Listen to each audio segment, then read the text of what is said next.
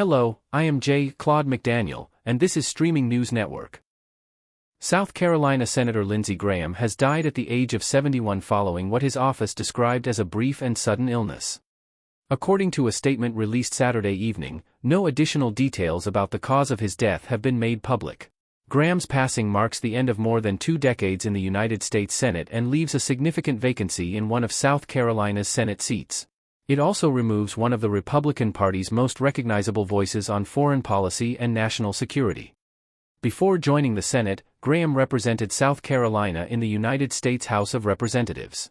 He was first elected to the Senate in 2002 and quickly became known for his strong positions on defense, military affairs, and international relations. Throughout his career, Graham consistently advocated for a firm approach toward Iran, supporting efforts to limit the country's missile development and nuclear ambitions.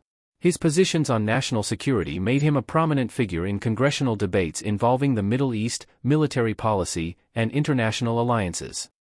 Graham was also well known for his longtime friendship with the late Senator John McCain.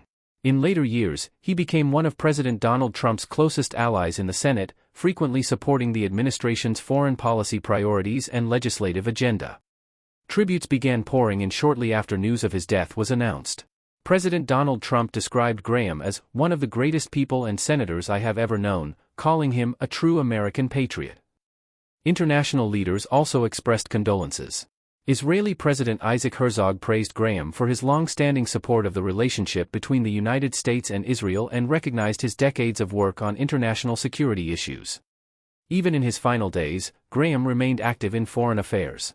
On Friday, just one day before his death, he was in Kyiv meeting with Ukrainian President Volodymyr Zelensky.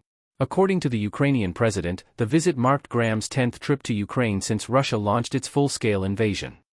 Politically, Graham had recently secured the Republican nomination for another Senate campaign and was preparing to seek re-election in November. His death now begins the process of filling the Senate vacancy under South Carolina law, while political leaders and colleagues across the country reflect on a congressional career that spanned more than 3 decades. Lindsey Graham leaves behind a legacy that supporters credit with shaping American foreign policy and national security discussions for a generation. For Streaming News Network, I am Claude McDaniel.